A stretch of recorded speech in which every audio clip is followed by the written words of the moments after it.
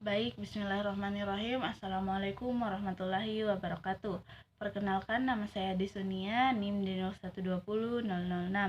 Pada kesempatan kali ini, saya akan mempresentasikan mengenai bahan terbarukan yang bisa digunakan sebagai bahan konstruksi.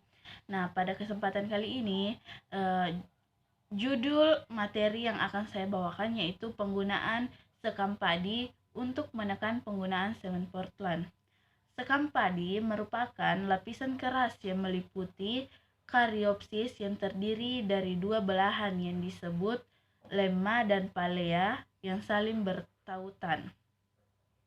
Kandungan yang ada dalam sekam padi yaitu sebagai campuran bahan bangunan, sekam padi juga mengandung oksida I203 atau aluminium oksida.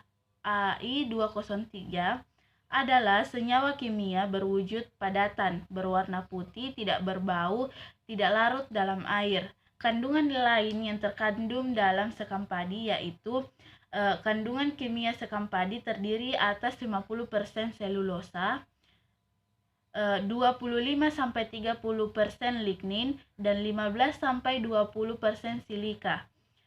Sekam padi saat ini telah dikembangkan sebagai bahan baku untuk menghasilkan abu yang dikenal di dunia sebagai RHA atau Rice Hack Ash. Kemudian abu sekam padi dalam bangunan konstruksi berkinerja tinggi. Abu sekam padi memainkan dua peran dalam konstruksi beton. Peran pertama adalah menggunakan sekam padi sebagai pengganti semen Portland yang mengarah pada pengurangan biaya beton, dan peran lainnya adalah sebagai campuran dalam produksi beton mutu tinggi. Perlu diketahui bahwa jenis abu sekarang yang digunakan dalam beton itu adalah amorf, yang untuk aktivitas pozolannya itu bukan kristal. Selanjutnya, ada banyak hal aplikasi sekam padi dalam konstruksi seperti beton kinerja tinggi, isolasi, beton hijau, lantai kamar, lantai pabrik industri, waterproofing, dan lain-lain. Kemudian, modifikasi sekam padi untuk bangunan itu ada yang berupa balok bangunan berbiaya rendah. Semen Portland biasanya itu mahal untuk negara-negara yang belum berkembang dan kebutuhan akan bahan bangunan berbiaya rendah tinggi. Karena kenyataan bahwa semen adalah komponen beton yang paling mahal, menggantikan bagian semen dengan abu sekam padi akan sangat menurunkan biaya beton. Hal ini menunjukkan bahwa mengganti 50% semen dengan abu sekam akan mengurangi biaya beton sebesar 25%. Perusahaan Indonesia telah menggunakan proporsi campuran 1% semen, 50% agregat, dan 40% sekam padi ditambahkan air untuk menghasilkan balok. Kemudian ada juga batu bata tahan api. Abu sekam telah digunakan untuk memproduksi batu bata tahan api karena sifat isolasi.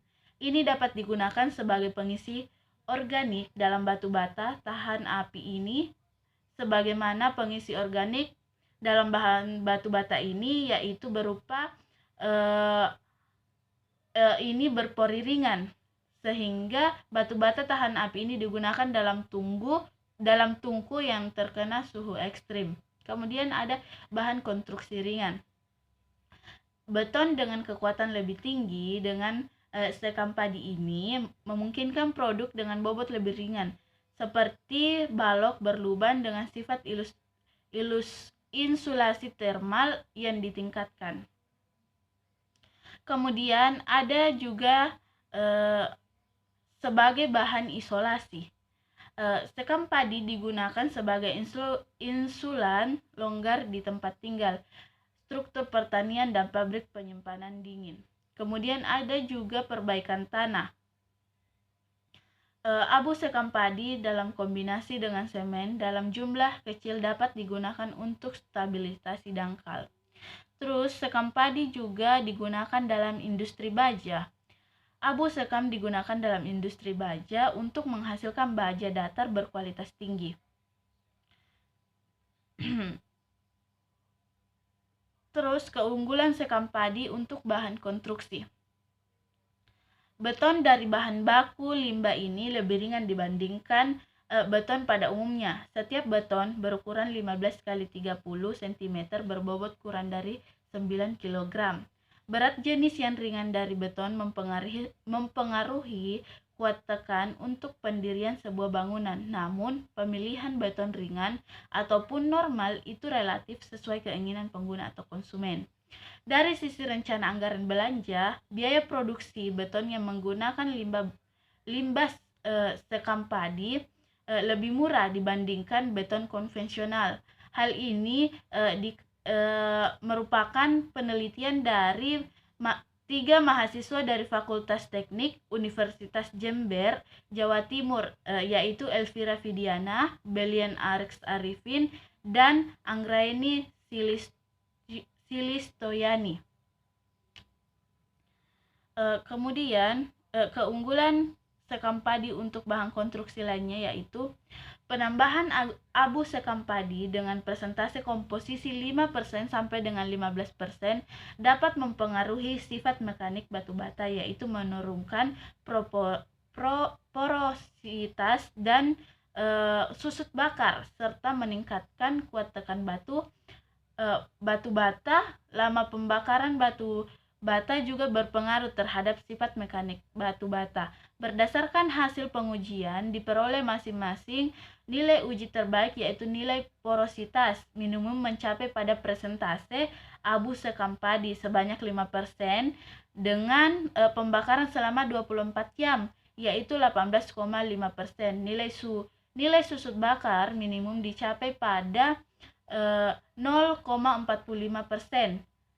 Nilai tekan optimum dicapai pada persentase abu sekam padi 5%, yaitu sebesar 4,1 mm pangkat 2 dengan pembakaran selama 24 jam. Ini merupakan penelitian dari Nurul Hidayah dengan program studi fisika jurusan Pendidikan Fisika Fakultas Matematika dan Ilmu Pengetahuan Alam Universitas Yogyakarta. Kemudian adapun bagaimana cara pengolahan sekam padi agar bisa digunakan untuk bahan konstruksi, yaitu dengan cara sekam padi yang baru terpisah dari berasnya itu dibakar beberapa hari untuk mendapatkan tekstur dari sekam padi ini yang hancur kemudian menjadi abu. Kemudian sekam padi ini kemudian diolah dan dicampurkan dengan semen Portland sehingga dapat diproduksi menjadi beton dan sebagainya.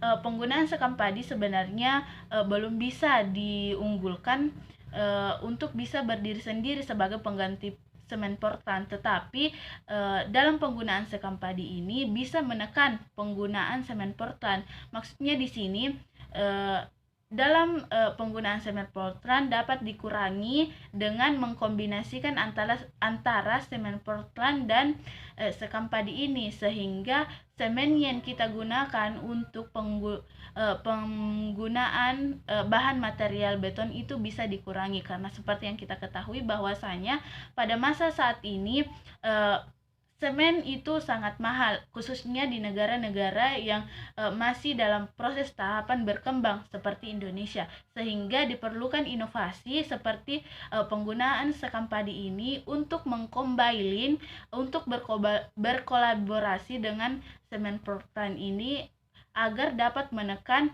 biaya dalam pemanfaatan atau penyediaan bahan konstruksi untuk pembangunan. Baik, mungkin itu saja yang bisa saya jelaskan. Lebih dan kurangnya mohon dimaafkan. Assalamualaikum warahmatullahi wabarakatuh.